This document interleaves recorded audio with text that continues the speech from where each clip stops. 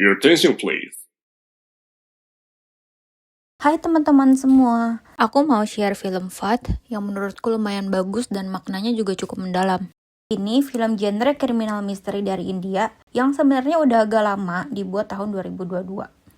Jadi ceritanya ada sebuah rumah sederhana yang ditempati oleh sepasang suami istri. Suami tersebut bernama Syambu, seorang pensiunan guru dan saat ini mengajar les privat di daerah situ. Sedangkan istrinya Manju merupakan ibu rumah tangga yang taat beribadah. Awalnya, hidup mereka sederhana dan damai. Sampai anak mereka yang namanya Gudu bermimpi kuliah di Amerika. Nah, demi mimpi anaknya, Syambu melakukan segala hal yang dia bisa. Dia gadain rumah mereka, pinjam dari bank dengan bunga yang semakin besar. Bahkan, dia meminjam dari rentenir yang paling kejam di kota itu, namanya Pandi. Singkat cerita, Gudu berhasil tuh kuliah di Amerika. Terus dia menikah dan punya anak di sana. Tapi begitu hidupnya nyaman, Gudu lupain orang tuanya. Boro-boro bantu bayar utang. Video call aja jarang. Dia selalu sibuk sama kerjaan dan keluarganya di sana. Syambu dan Manju mulai tersekeh hutang. Jatah pensiunan Syambu di bank semakin sedikit karena otomatis kepotong buat bayar cicilan. Sedangkan si rentenir semakin brutal dalam menagih hutang. Sampai suatu hari, Pandi datang ke rumah Syambu bersama seorang wanita. Selain bawa cewek itu, dia juga bawa chicken tandoori atau ayam panggang India, serta minuman alkohol untuk menagih hutang. Padahal ya, Syambu dan Manju itu adalah keluarga Hindu vegetarian yang sangat taat. Untuk konteks saja, di India, vegetarian itu bukan sekedar soal makanan. Jadi ini adalah bagian dari keyakinan spiritual yang cukup mendalam untuk mereka. Banyak keluarga Hindu tradisional tidak mengizinkan daging masuk ke rumah mereka. Tapi Pandi nggak peduli. Dia malah minta piring dan gelas, lalu menyuruh Manju, si wanita tua yang taat beragama itu untuk melayaninya. Dan di depan mata mereka, si Pandi makan itu daging dan minum alkohol di rumah mereka. Lebih kagetnya lagi, setelah makan dan terima uang dari Syambu, si Pandi bukannya pulang. Dia malah langsung masuk ke kamarnya Syambu untuk melakukan perbuatan yang tidak senonoh bersama wanitanya. Bahkan dia nggak izin ke Syambu sama sekali sebagai pemilik rumah. Benar-benar nggak ada respeknya. Keadaan kamar jadi berantakan dan kotor. Singkat cerita, Syambu itu kan tidak bisa bayar utangnya dengan tepat waktu. Maka si Pandi itu memutuskan untuk menjual rumah Syambu, padahal tidak izin dengan Syambunya. Dia bawa agen tuh ke rumahnya Syambu, terus si Syambu dikasih waktu 2-3 hari untuk mengosongkan rumah.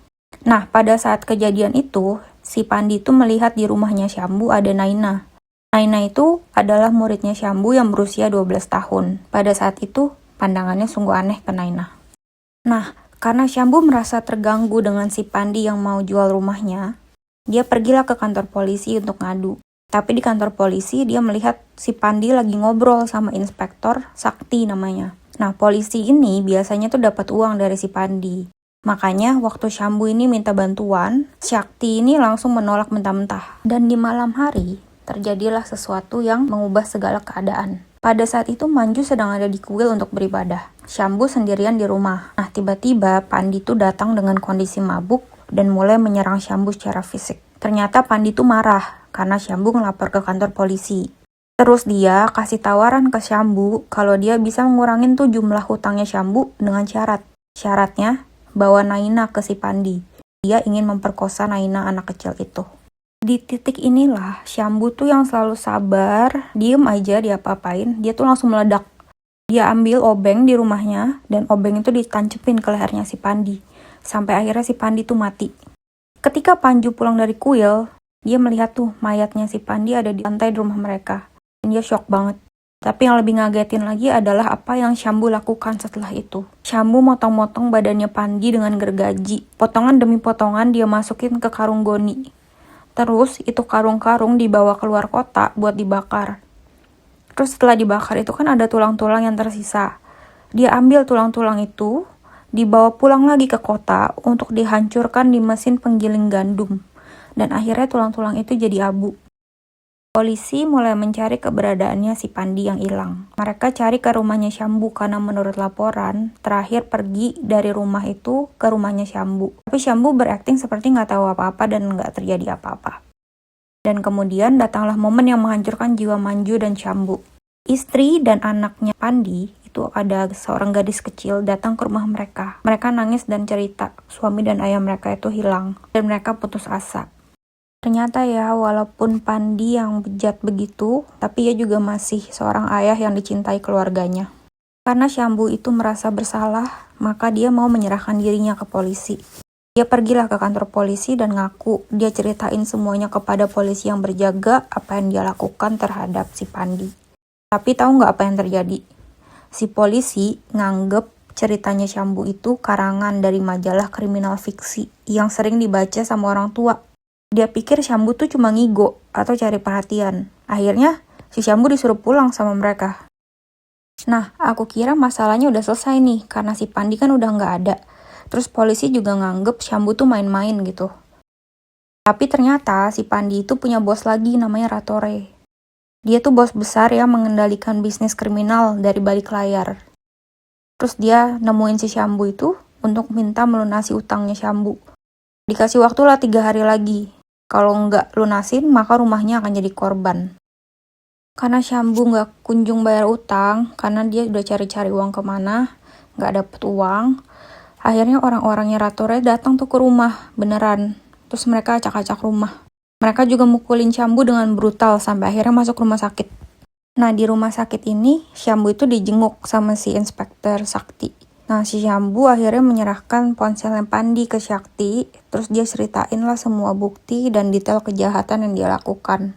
Tapi anehnya, si Sakti itu nggak nangkap Syambu. Malahan, dia tuh ngejebak Ratore, si bos besar itu, sebagai pembunuhnya Pandi. Ratore itu akhirnya ditangkap dan dipenjara. Nah, pasti kita bingung kan kenapa si polisi itu malah ngebalikin fakta.